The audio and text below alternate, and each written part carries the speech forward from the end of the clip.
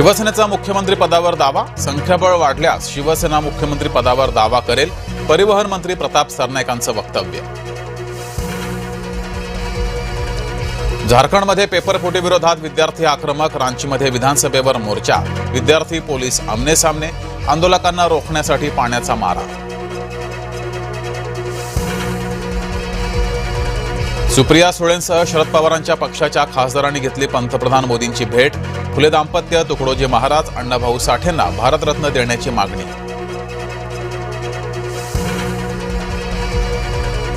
पक्ष कसा फुटतो हे आमची सत्ता आल्यावर कळेल, खासदार संजय राऊतांचा भाजपाला चॅलेंज. आमचं ठरलं, आता दयामाया नाही, राऊतांच्या वक्तव्याची चर्चा. उबाडाच्या नगरसेवकांची शिवसेनेच्या कार्यक्रमाला उपस्थिती, नगरसेविका राजोल पाटील शिवसेनेच्या कार्यक्रमात उपस्थित, राजोल पाटील भांडूप येथील ठाकरे गटाच्या नगरसेविका.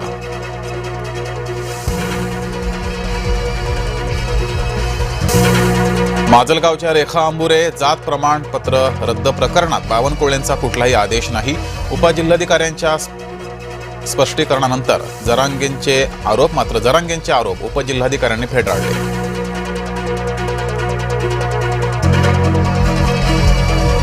राज्यात हिंदी भाषिक वाहन चालक मुजोरी करतात, मुजोरी करणाऱ्या वाहन चालकांवर कारवाई करणारच, मंत्री प्रताप सरनाईकांचा थेट इशारा.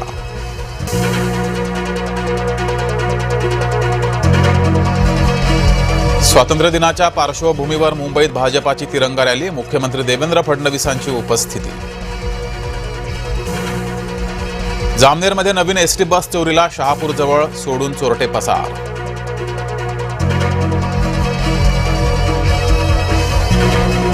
शेततळ्यात बुडून सावरगाव तळमध्ये नातवासह आजोबांचा मृत्यू, संगमनेर तालुक्यातील घटना, नातवाला वाचवताना आजोबाही बुडाले. विक्रोळीतील हत्या झालेल्या विश्वकर्मा कुटुंबाच्या घराला भीषण आग, दोघांच्या हत्येनंतर आज घराची राख रांगोळी.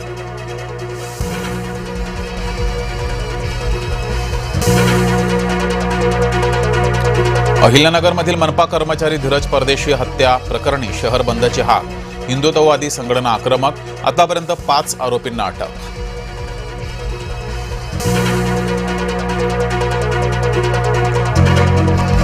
मनसरमध्ये दूध भेसळ प्रकरणी आणखी 10 जणांना अटक, अटकेत असलेल्यांची संख्या 24 वर, आरोपी राष्ट्रवादीशी संबंधित असल्याची चर्चा.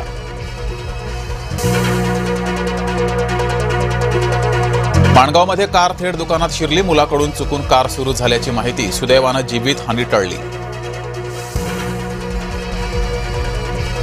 व्याजाच्या पैशांवरून उरुळी कांचन पोलीस ठाण्यातच राडा, सावकाराचे समर्थक आणि विरोधक भिडले, सावकार मनमानी व्याज लावत असल्याचा महिलांचा आरोप.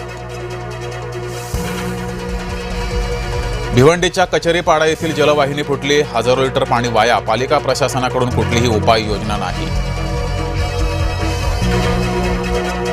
शिक्षकांच्या भरती प्रक्रियेत तांत्रिक अडचणी, प्राधान्यक्रम भरण्यासाठी आणखी 2 दिवसांची मुदतवाढ, 13 ऑगस्टपर्यंत माहिती भरता येणार. चाळीसगावच्या गवताळा अभयारण्यामध्ये पर्यटकांना नो एंट्री, 15 सप्टेंबरपर्यंत बंदी, चंडिका देवीचं दर्शन सुरू राहणार. मुंबईच्या धरण क्षेत्रात पावसाची ओढ, 1.5% पाणीसाठा घसरला, पाणी कपात कायम राहण्याची शक्यता. भंडारा जिल्ह्यामध्ये मटणापेक्षा मशरूम महागला, किलोला 1000 ते 1200 रुपयांची किंमत, खवय्यांची गर्दी.